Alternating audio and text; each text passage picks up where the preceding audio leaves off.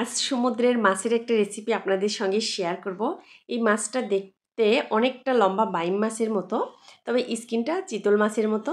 মাছটা আসলে আমার বোন নিয়ে এসেছে, ও কেটে ধুয়ে পরিষ্কার করে নিয়ে এসেছে, না হলে আপনাদেরকে দেখিয়ে দিতাম মাছটা দেখতে আসলে কেমন। মাছের ওজন ছিল 4 কেজির বেশি।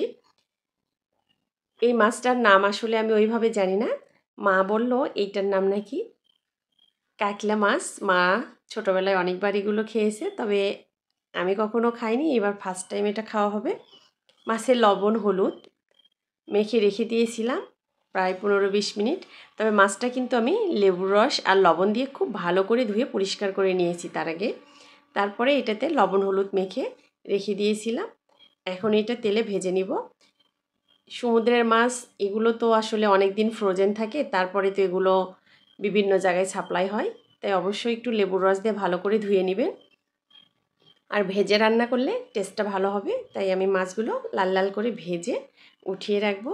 যারা আমার রেসিপি দেখেন, যাদের ভালো লাগে, প্লিজ বন্ধুরা যারা এখনও পর্যন্ত ভিডিওতে লাইক দেন নাই, তাদের কাছে অনুরোধ রইল অবশ্যই একটা ভিডিওতে কিন্তু লাইক দিয়ে দিবেন। মাছগুলো উঠিয়ে রেখে এই তেলেই আমি দিয়ে দিব কয়েকটা সাদা এলাচ, তেজপাতা, আস্ত জিরা। ফোড়নে আস্ত জিরা দিয়ে জিরাটা যখন ফুটে আসবে তখন এখানে দিয়ে দিব পেঁয়াজ বাটা। পেঁয়াজ বাটাটা আমি ততক্ষণ পর্যন্ত ভেজে নিব যতক্ষণ পর্যন্ত পেঁয়াজের কাঁচা গন্ধটা চলে না যায়। দিয়ে দেবো স্বাদ অনুযায়ী লবণ, আদা রসুন বাটা, আর লাল আর সবুজ 2 ধরনের কাঁচামরিচ বাটা, আর দিয়ে দিব হলুদের গুঁড়া। সবগুলো মশলা এখন তেলের সঙ্গে সময় নিয়ে খুব ভালো করে ভেজে নিতে হবে।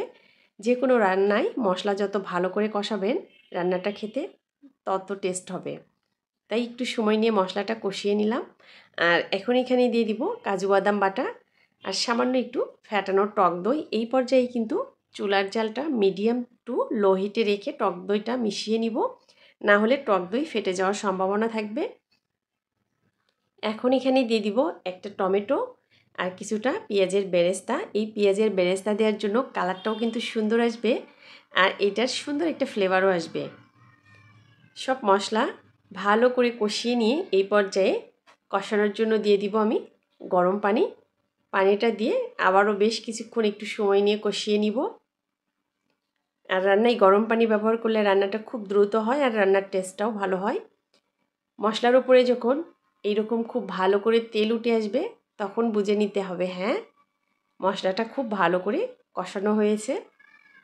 এই পর্যায়ে এখন আমি এখানে মিশিয়ে নিব যে ভাজা মাছ উঠিয়ে রেখেছিলাম, মাছগুলো দিয়ে মশলার সঙ্গে একটু মিশিয়ে নিয়ে তারপর এখানে কিন্তু আমি ঝোলের জন্য পানি ব্যবহার করব।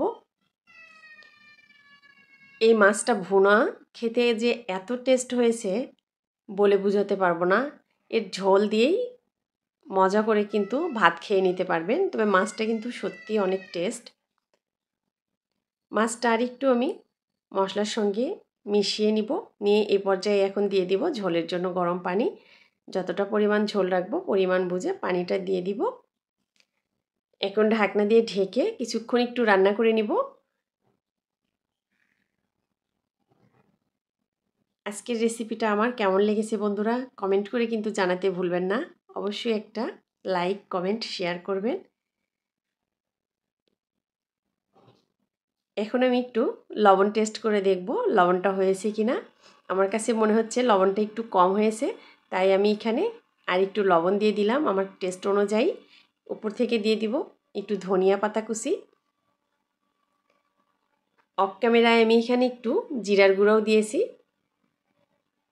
এটা আমি গামাকা গামাকা ঝোল করে নামিয়ে নিব। এই মাছের তরকারি দিয়ে গরম গরম ভাত খেতে কি যে মজা। আজ আর কথা বাড়াবো না, সবাই ভালো থাকবেন, সুস্থ থাকবেন, নিজের এবং নিজের পরিবারের খেয়াল রাখবেন। আল্লাহ হাফেজ।